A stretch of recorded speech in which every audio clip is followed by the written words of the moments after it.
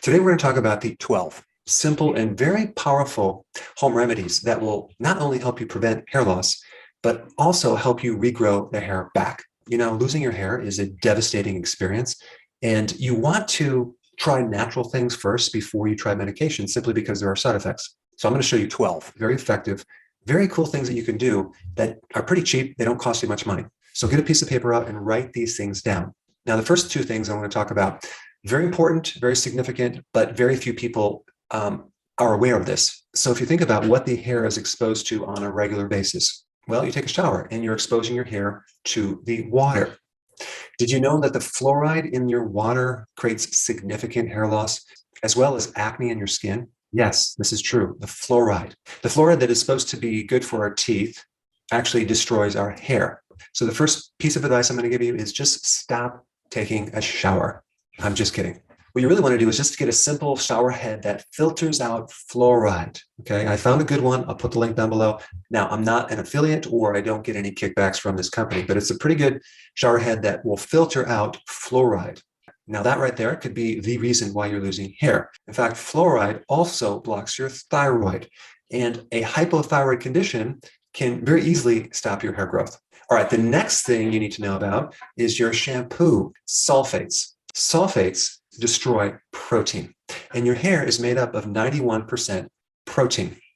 So if you're exposing your hair to sulfate shampoos on a daily basis, you're literally creating all sorts of problems and inhibiting hair loss. So you really want to make sure you get a sulfate-free shampoo. All right, those are the two things that you just need to avoid. Now, to understand hair loss, let's first look at the mechanism, how most top hair loss medications work. They basically block an enzyme to inhibit DHT, which is a powerful form of testosterone that tends to burn out the hair follicles. So testosterone turns into DHT, a very powerful form of testosterone, through this little enzyme.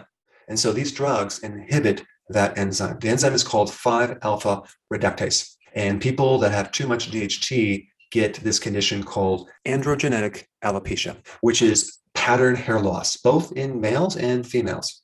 All right, so now the question is, are there natural things that can inhibit this enzyme? Because, of course, the drugs have side effects. And the answer is yes. So there's a couple things you can do. Onion juice, which I put a video out on this one topic, is a potent natural inhibitor of that enzyme. So you dilute it in water, okay, like a 50-50 ratio, rub it into your scalp, and let it set for 15 minutes, and then you would wash out your hair. I put a link down below the video that I did on this topic.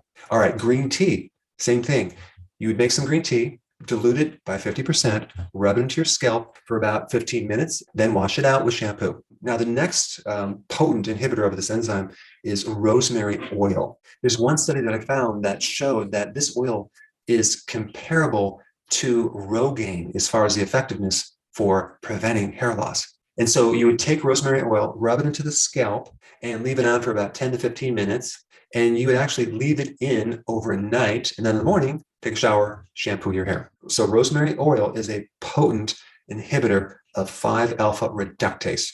Now, another inhibitor of this enzyme is just zinc. Okay, maybe you're deficient in zinc, like a lot of people are. So the best food for zinc is oysters. Start consuming some oysters a few times a week.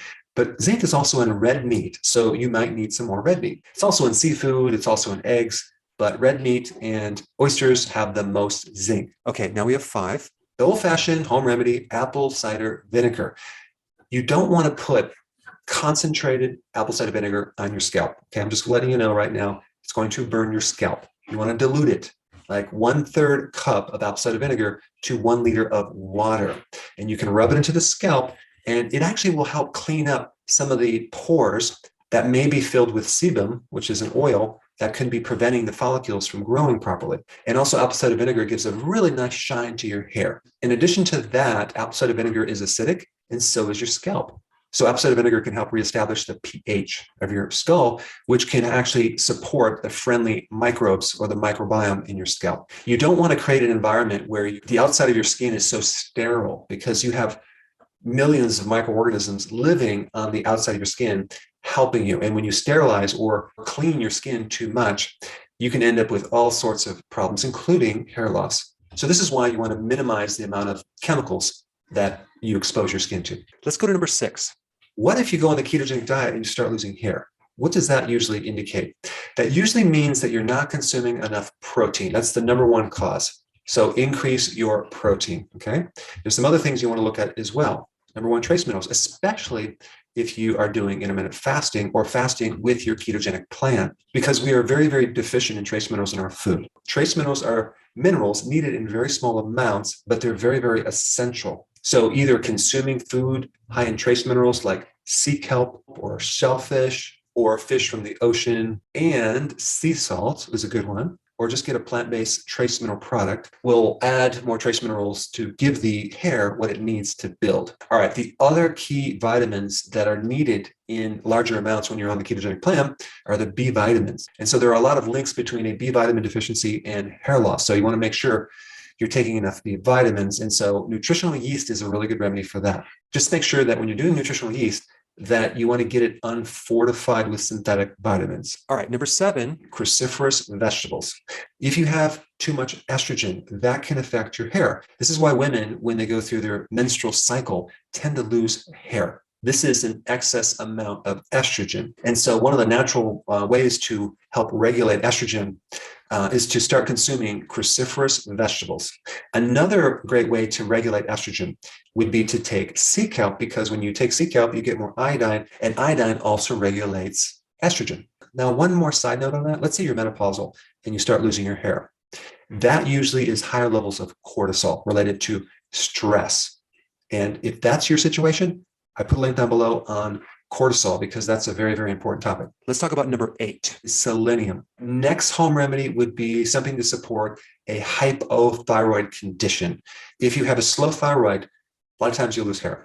And one of the key trace minerals for the thyroid to support it and help convert T4 to T3 is selenium.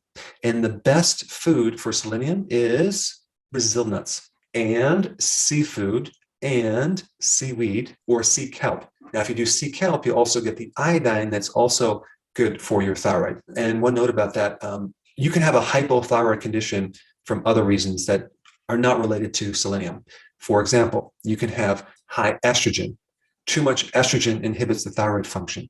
You could have a fatty liver or liver damage. That can stop your T4 from converting to T3. You could have gut damage from antibiotics, from eating the wrong foods, especially gluten. I would say out of all the foods that is damaging to the thyroid, it would be grains, specifically the gluten in the grains, okay? So if you have Hashimoto's, which is usually 90% of all hypothyroid cases, you definitely need to avoid gluten like the plague, because that will keep the thyroid inflamed and you're going to have a difficult time fixing that problem. Then we have 9. Increase your vitamin D. You want to get more sleep, and you want to start exercising to reduce stress. Stress is a huge problem with your hair. In fact, a lot of people, if you ask them, when did you lose your hair? After an emotional, stressful event, because you're spiking cortisol, and cortisol is very damaging to proteins. Now, a couple things you can do if this is your situation.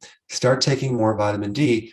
In fact, you just need to be out in the sun more if you can do that. Now, if it's winter, it's going to be a hard time, but more vitamin D can greatly, greatly help your hair and lower your stress. Vitamin D3 can act like a natural cortisol hormone, but without the side effects. It does very similar things. It's an anti-inflammatory. So to reduce stress, you want to increase your vitamin D and or expose yourself to sun. You want to get more sleep. I have a ton of videos on that if you're new to my channel. You want to start doing daily walks, and you want to start exercising to reduce stress.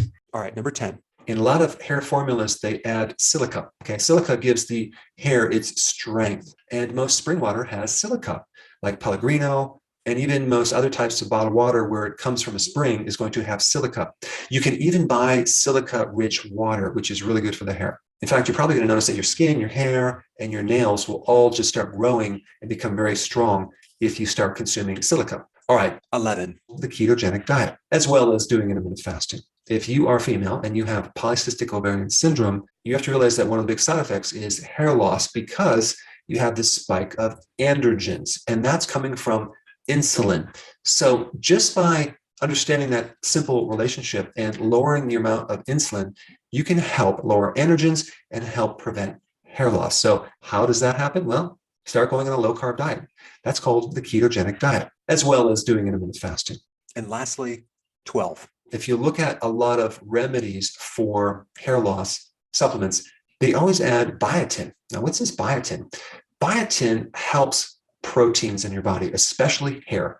Biotin will help regrow your hair and prevent the loss of hair. But biotin is a very key B vitamin for the manufacturing of these proteins that give the hair its structure. And biotin is made by bacteria. Okay, so your own gut makes biotin.